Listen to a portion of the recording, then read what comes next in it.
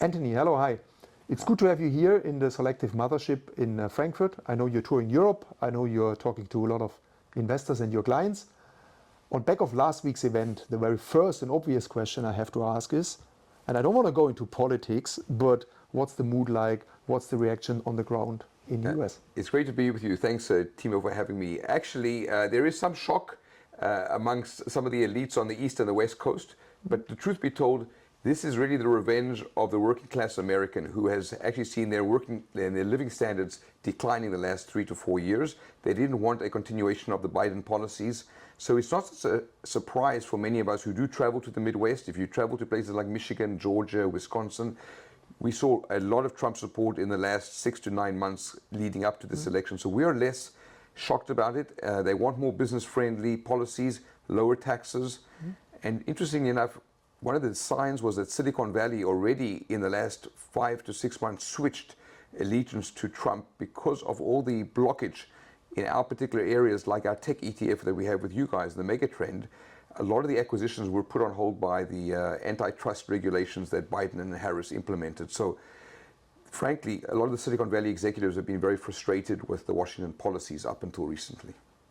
I've been surprised a bit about the, let's say, lack of reaction or preparation from a European perspective, but would be curious on your, and I know you're in Europe a lot, yes. Your outside-in view on Europe, Germany, and I have to throw in politics, probably geopolitics, yes. And the economy.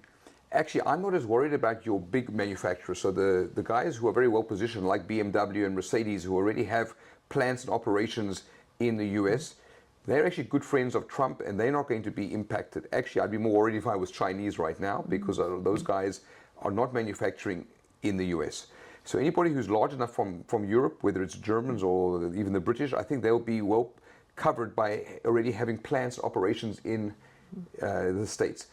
Mittelstand players here in Germany may have a slightly bigger problem, as I mentioned to a colleague. If they are manufacturing everything in Germany and trying to send it over to America, those imports into the US could be hit with tariffs. I personally don't see Trump going too crazy with tariffs all over. I think it's going to be more surgical against certain Chinese trades.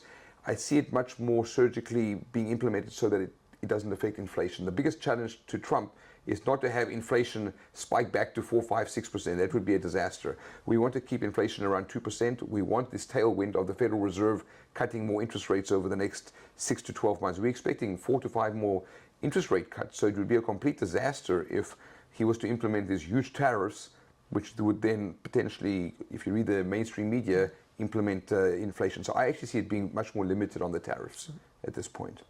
And more moving to your home turf, I mean investments and the markets with S&P record high, Bitcoin 90,000, US Treasury yields going up, yes. My next US trip being much more expensive with a strong dollar. So what's the translation on the very short-term horizon that we've seen and probably more medium-term? Yes, that's a tough question. Okay, I admit to you I'm not a prophet, but I have to say the Trump trade or the mega trade certainly is more in favor of the US, and I think the strong dollar is not ultimately a Trump policy, because actually if you want to boost the American economy, you actually don't want necessarily the euro to be so weak. You actually, so I don't think that the euro, yes, it may go close to parity, but I don't think it's in America's interest, and particularly the tech companies that we follow very closely, they don't necessarily want a very strong US dollar. I actually see the US GDP growing around 3% a year, which is a tailwind for the economy. It's good.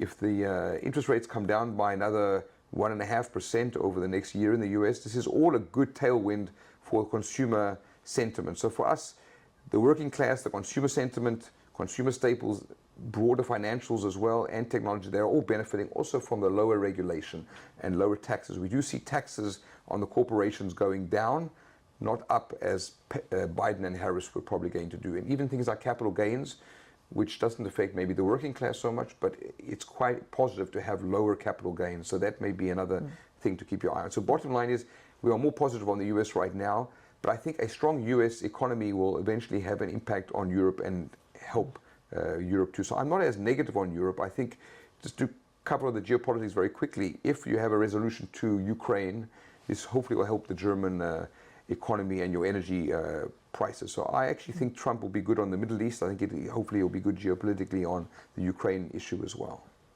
You've just mentioned already technology as one of your focus areas.